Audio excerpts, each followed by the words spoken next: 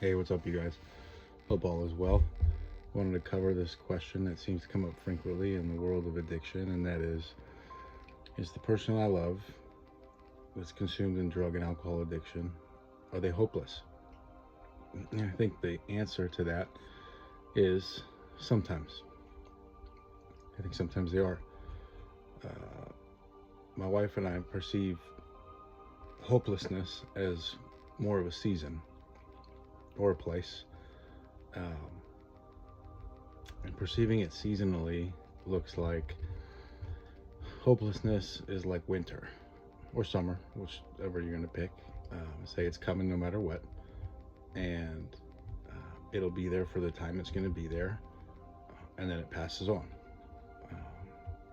And usually it's coming back around.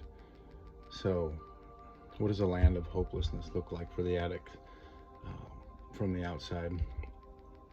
Super short, defensive about any type of change or doing something different, behaviors, actions, um, argumentative, short, distanced, absent, not receptive,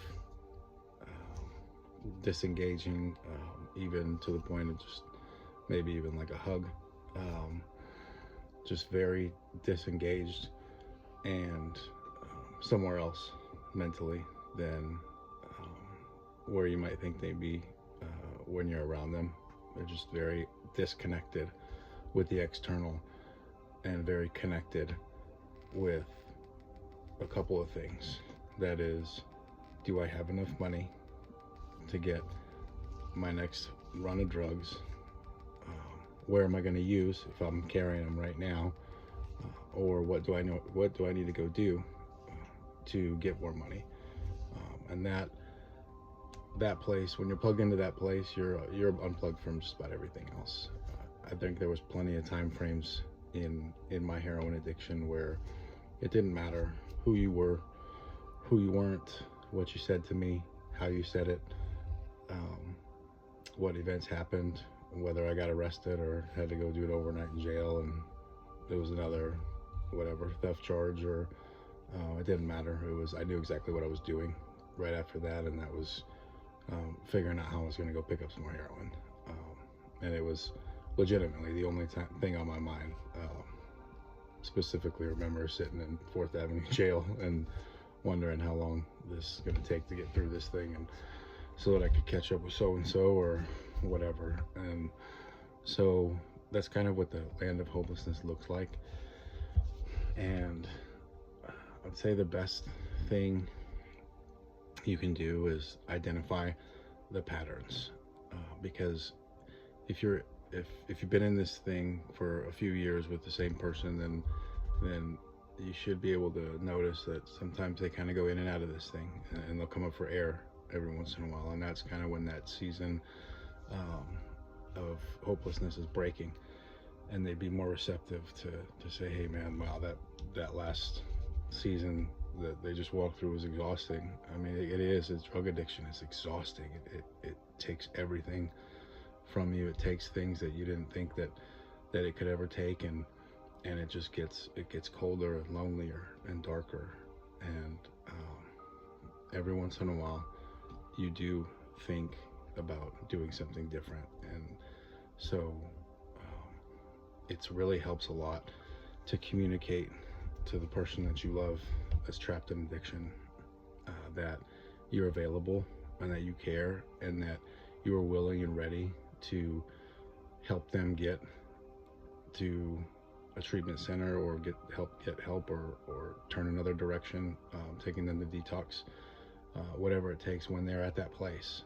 Make sure you communicate to them in a very gracious and loving way that, hey, like I know you're struggling right now, and this is nothing new, but I want you to know when you're ready, like I'll be here.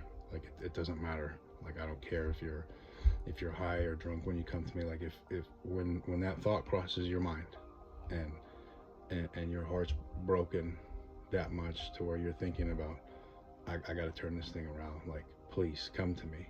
Please call me. because I'll be here, and I'll drop everything, and we'll figure it out. That's probably the ideal position to be in. And just know that it's they're in during those seasons of hopelessness.